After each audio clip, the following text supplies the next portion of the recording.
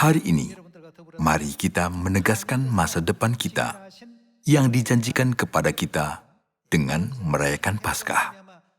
Judul khotbah hari ini adalah Paskah yang diperintahkan Tuhan. Mari kita baca Yesaya pasal 46 ayat 10. Yang memberitahukan dari mulanya hal yang kemudian. Tuhan telah memberitahukan dari mulanya tentang masa depan kita. Dan dari zaman purbakala apa yang belum terlaksana, yang berkata, keputusanku akan sampai, dan segala kehendakku akan kulaksanakan. Tuhan telah memberitakan tentang masa depan manusia. Meskipun seorang peramal masa depan yang terkenal mengira masa depan bumi dan menduganya, sebenarnya dia tidak bisa yakin. Dia mungkin bisa menduga ke arah mana dunia akan maju. Tetapi apakah dia bisa yakin dan berkata, masa depan bumi pasti akan seperti ini? Tuhan telah memberitahukan dari mulanya, baik masa depan bumi maupun masa depan umat manusia, dengan sangat tepat. Jika begitu, apakah masa depan manusia terang ataukah gelap? Masa depan kita yang sudah dinubuatkan oleh Tuhan. Tuhan sudah menyediakan jalan yang mulia yang memimpin kita ke surga, alangkah terangnya masa depan kita. Tetapi bagi mereka yang tidak percaya jalan yang mulia ini dan gagal untuk mengikuti jalan itu, gelaplah masa depannya. Itulah sebabnya Tuhan sudah berkata kepada kita untuk percaya kepadanya, bukan? Untuk kita masuk ke dalam dunia yang akan datang dan yang kekal, ada proses yang harus kita lalui. Pada zaman Nuh, Tuhan telah menghakimi orang-orang jahat dan membinasakan mereka dengan air bah. Menurut nubuat, pada akhir zaman akan tiba masa untuk dunia dihakimi dengan api. Lalu, apa yang akan terjadi setelah masa itu berakhir? Bagi kita, langit baru dan bumi baru yang kekal, yaitu dunia baru akan terbuka. Sedangkan orang jahat akan dijatuhi hukuman neraka yang kekal. Demikianlah masa depan manusia. Masa depan saya dan saudara-saudari, dan masa depan orang yang tidak percaya kepada Tuhan, berbeda seluruhnya. Oleh karena itu, kita sedang sangat rajin memberitakan kepada semua umat manusia untuk memilih masa depan yang bahagia, bukan? Pilihlah gaya hidup seperti ini demi masa depanmu yang terang. Kita berkata seperti itu, dan itulah pemberitaan Injil, bukan? Melalui pemberitaan Injil, mari kita membuat masa depan manusia menjadi lebih terang. Tuhan telah memberitakan dari mulanya hal yang kemudian. Dia telah memerintahkan orang Israel yang sedang hidup sebagai budak di Mesir untuk merayakan Paskah pada 3.500 tahun yang lalu. Kenapa dia menyuruh merayakan Paskah? Pasti ada alasan tertentu ketika Tuhan memerintahkan sesuatu. Ketika tulah ditimpakan di atas seluruh tanah Mesir, Tuhan telah memberikan kebenaran Paskah untuk mereka bisa dilindungi dan diluputkan daripada malapetaka, bukan? Mari kita lihat adegan itu. Kita baca Keluaran pasal 12 ayat 11. Dan beginilah kamu memakannya, pinggangmu berikat, kasut pada kakimu dan tongkat di tanganmu. Buru-burulah kamu memakannya. Itulah apa? Itulah Paskah bagi Tuhan. Saat itu, Tuhan pertama kalinya memerintahkan Paskah pada 3.500 tahun yang lalu. Kenapa Tuhan memerintahkan Paskah? Alasannya ditulis di ayat 12. Sebab pada malam ini aku akan menjalani tanah Mesir, dan semua anak sulung dari anak manusia sampai anak binatang akan kubunuh, dan kepada semua Allah di Mesir akan kujatuhkan hukuman, akulah Tuhan. Dan darah itu menjadi tanda bagimu pada rumah-rumah di mana kamu tinggal. Apabila aku melihat darah itu, maka aku akan lewat daripada kamu. Jadi tidak akan ada tulah kemusnahan di tengah-tengah kamu apabila aku menghukum tanah Mesir. Hari ini akan menjadi hari peringatan bagimu. Kamu harus merayakan sebagai hari raya bagi Tuhan turun-temurun. Kamu harus merayakannya sebagai ketetapan untuk selamanya. Pada waktu itu, Tuhan memerintahkan orang Israel untuk merayakan Paskah. supaya malapetaka lewat dari mereka tidak mendatangi mereka. Dan Tuhan pernah memerintahkan mereka untuk merayakan Paskah tepat sebelum memasuki Kanaan. Mengapa? Setiap kali pekerjaan besar terjadi di bumi, kekuasaan dan kekuatan besar Tuhan dinyatakan juga. Sebelum saat itu, Tuhan membuat manusia mempersiapkan Paskah. Ada alasan dari berbagai pekerjaan yang dilakukan Tuhan. Tuhan sudah memerintahkan untuk merayakan Paskah pada waktu mereka dibebaskan dari tanah Mesir dan pada waktu sebelum memasuki Kanaan. Dan Tuhan sudah memerintahkan Nuh untuk membuat bahtera, bukan? Buatlah bahtera. Mengapa Tuhan memerintahkan membuat bahtera? Bukankah Dia memerintahkan itu supaya menyelamatkan segala makhluk-makhluk di atas bumi ini? Ada alasan di belakang perintah Tuhan. Ada alasan mutlak yang harus kita ikuti. Dan lagi di Yeremia pasal 4, Tuhan berfirman, "Pergilah ke Sion." Marilah kita bertanya kepada diri kita sendiri, mengapa? Mengapa Tuhan menyuruh kita untuk pergi ke Sion? Kita baca Yeremia pasal 4 ayat 5.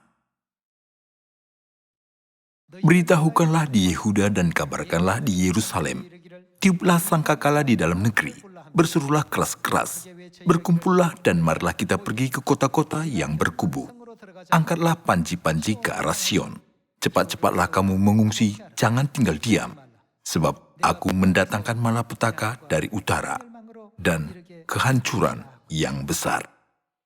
Sebelum malapetaka dan kehancuran yang besar datang, Tuhan mendesak umatnya masuk ke dalam Sion. Mari kita uraikan itu dengan simpel. Mengapa Tuhan berkata, "Buatlah bahtera"? Mari kita beri kata tanya mengapa kepada diri kita untuk menyelamatkan.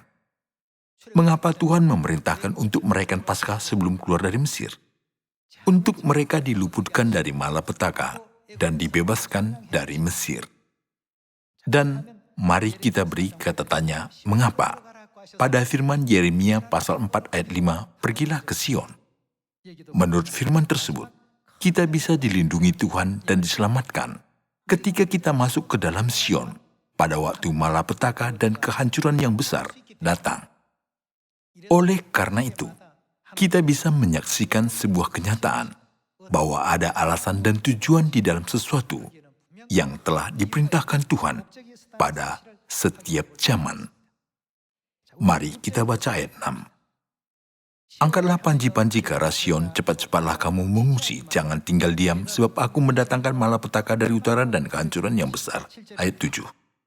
"Singa telah bangkit dari belukar, pemusnah bangsa-bangsa telah berangkat, telah keluar dari tempatnya untuk membuat negerimu menjadi tandus. Kota-kotamu akan dijadikan puing, tidak ada yang mendiaminya. Oleh karena itu, lilitkanlah kain kabung, menangis dan merataplah, sebab murka Tuhan yang menyala-nyala tidak surut daripada kita. Pada waktu itu, demikianlah firman Tuhan, raja dan para pemuka akan kehilangan apa? Kehilangan semangat. Para imam menjadi bagaimana? Akan tertegun, dan para nabi akan tercengang-cengang." Hal-hal ini masih belum tergenapi, tetapi pasti akan digenapi. Demikianlah Tuhan telah memberitakan masa depan manusia. Maka Dia berkata bahwa kita harus cepat pergi ke Sion. Orang-orang muda sekarang tahu seorang sarjana yang bernama Jerome Glenn. Dia seorang sarjana yang mendunia. Dia sangat terkenal sebagai peramal masa depan. Dia meneliti banyak tentang masa depan daripada manusia. Dia sedang menunjukkan berbagai perkiraan masa depan dari manusia. Dia telah menyebutkan berbagai bidang seperti AI, kecerdasan buatan, dan revolusi industri keempat. Ketika saya mendengar apa yang dia katakan, saya berpikir, sebelum orang ini memperkirakan masa depan seperti ini, Tuhan telah memberitahukan dari mulanya hal yang kemudian dan menunjukkan ke arah mana kita harus pergi. Apakah masa depan kita hanyalah kegelapan? Bukankah begitu? Tuhan sudah membuka masa depan terang bagi umat manusia, tetapi manusia menolak masa depan yang terang itu. Tuhan telah mengajarkan kita bahwa kita akan hidup dalam kesuraman sebagai hasil jika kita memilih masa depan yang gelap. Dia mengatakannya kepada kita yang memilih masa depan yang cemerlang, bahwa sejarah kemudian surga yang kekal pasti terbuka. Jadi, kita dengan rajin memberitakan Paskah. Tuhan kitalah yang mengetahui masa depan manusia dan yang memberikan nubuat yang pasti tanpa satu pun yang gagal. Tuhan mengajar kita tentang masa depan kita yang sudah ditetapkan. Kita sedang memberitakan firman Tuhan yang Maha Kuasa itu. Jadi, dengan rasa bangga diri kita dan berani, mari kita berusaha lebih banyak untuk memberitakan firman Tuhan. Tidak ada buku terlaris yang dapat dibandingkan dengan Alkitab, bukan? Sarjana tersebut menunjukkan beberapa hal dari dunia 3 dimensi untuk menjelaskan kehidupan manusia di atas bumi ini di kemudian hari. Namun Tuhan sudah memberitahukan kesudahan 3 dimensi kepada kita dan juga menunjukkan dunia 4 dimensi dan 5 dimensi, dan bahkan memberitahukan bahwa kita akan menjadi imamat yang rajani di surga. Mari kita baca 2 Petrus pasal 3 ayat 6. Dan bahwa oleh air itu bumi yang dahulu telah binasa dimusnahkan oleh air bah, tetapi oleh firman itu juga langit dan bumi yang sekarang terpelihara dari api, dan disimpan untuk hari penghakiman dan kebinasaan orang-orang fasik. Akan tetapi saudara-saudaraku yang kekasih, yang satu ini tidak boleh kamu lupakan, yaitu bahwa di hadapan Tuhan 1 hari sama seperti 1000 tahun, dan 1000 tahun sama seperti 1 hari. Tuhan tidak lalai menepati janjinya, sekalipun ada orang yang menganggapnya sebagai kelalaian.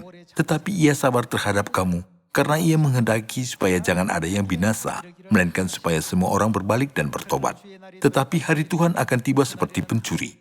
Pada hari itu langit akan lenyap dengan gemuruh yang dahsyat, dan unsur-unsur dunia akan hangus dalam nyala api, dan bumi dan segala yang ada di atasnya akan hilang lenyap.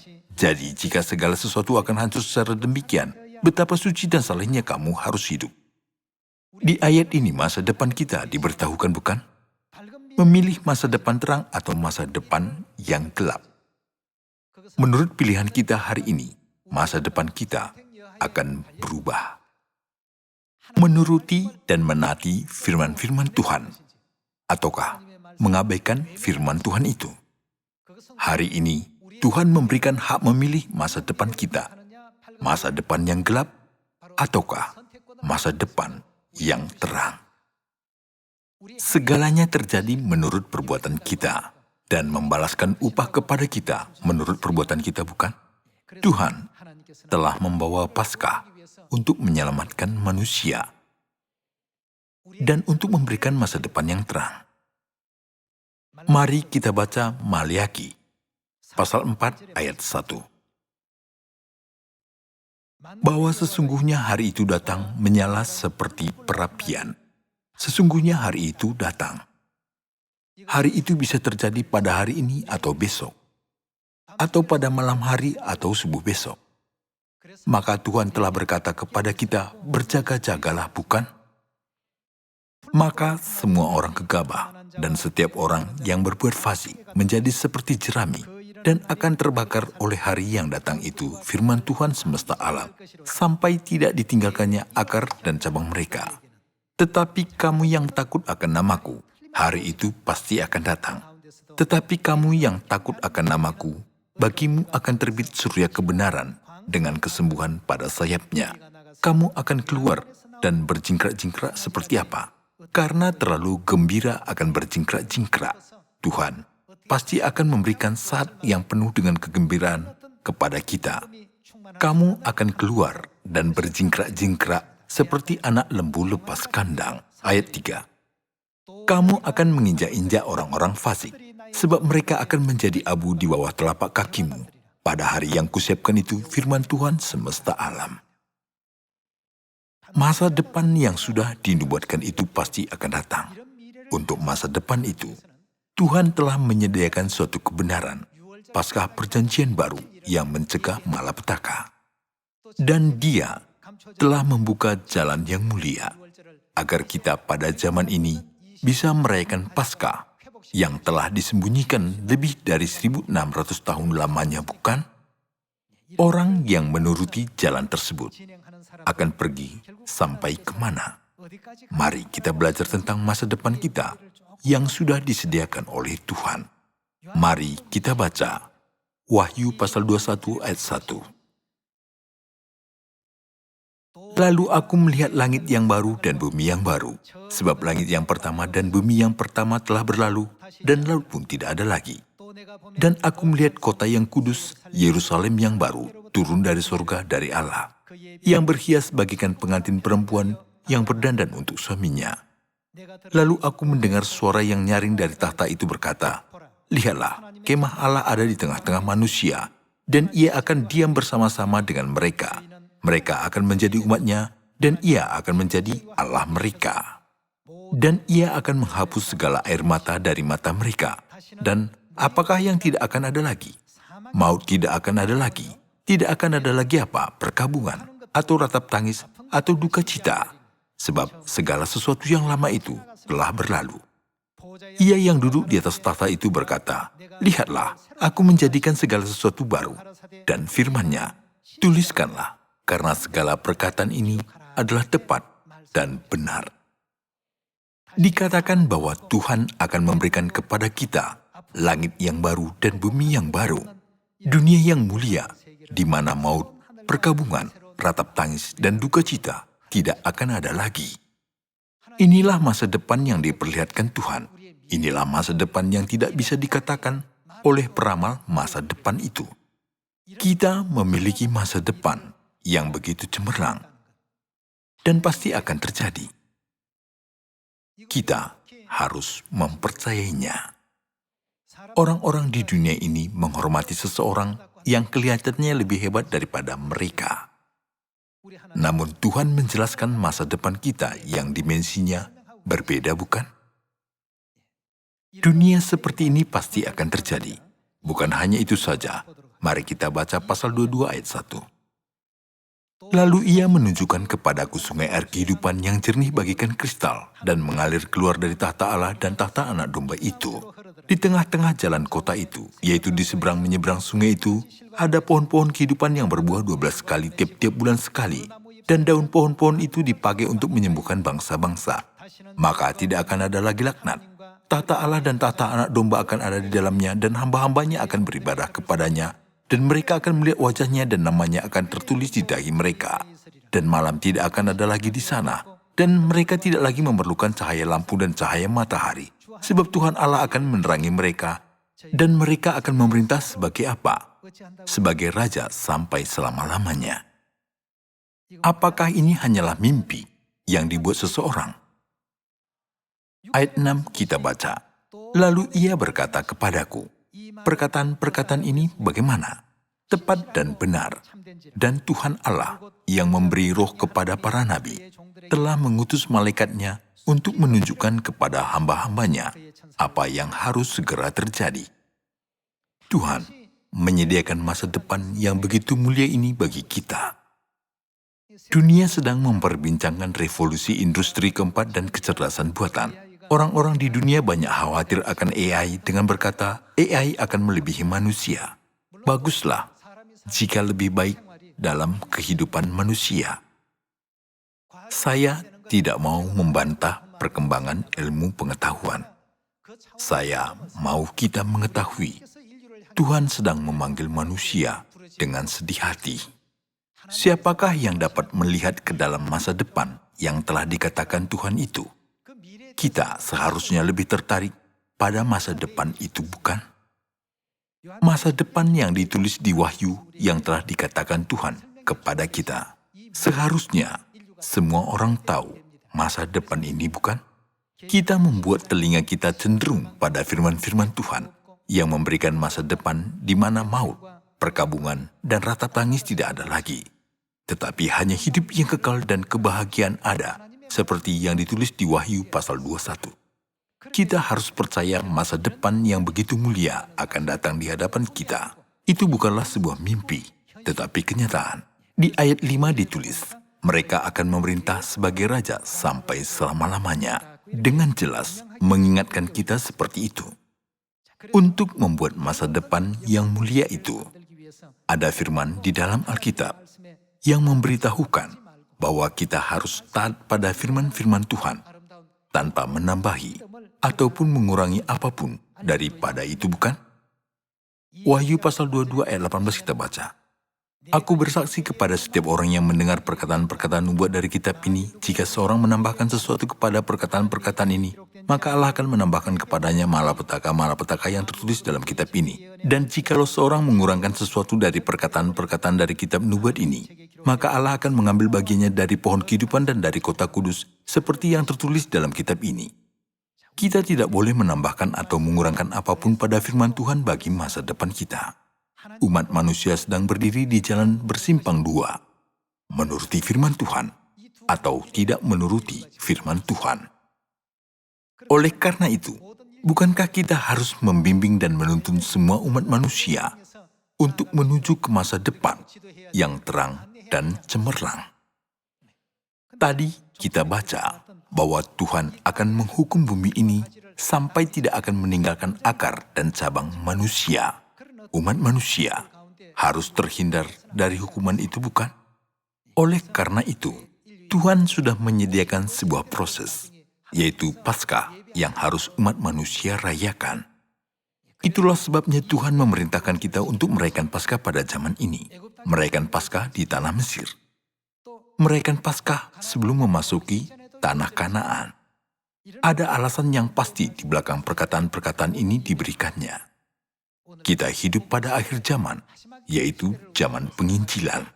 Tuhan memerintahkan kita untuk merayakan Paskah, supaya semua manusia bisa mendapatkan masa depan yang terang dan penuh gembira, bukan? Kita sedang menuju ke masa depan itu. Kita tidak boleh hanya berjalan tanpa mengetahui jalan ini menuju kemana. Tetapi harus berjalan dengan mengetahui jalan ini menuju masa depan yang terang yang disediakan oleh Tuhan. Menurut sudut pandang Tuhan yang memberitahukan dari mulanya hal yang kemudian, umat manusia sedang menuju ke masa depan yang gelap. Oleh karena itu, orang yang meyakini masa depan yang terang, mereka memiliki sesuatu yang harus dilakukan.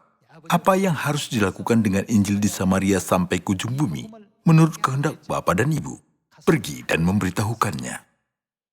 Masa depanmu akan terang. Jadi beritahukanlah kepada orang yang menuju ke masa depan yang gelap, dan tuntunlah mereka ke masa depan yang terang. Firman ini bermaksud penginjilan, bukan? Masih ada jiwa-jiwa yang malang karena terus menuju ke masa depan yang gelap. Mari kita mempertobatkan mereka semua dan menuntun ke pangkuan Tuhan sebagai putra dan putri Tuhan. Saya menutup khotbah ini. Terima kasih.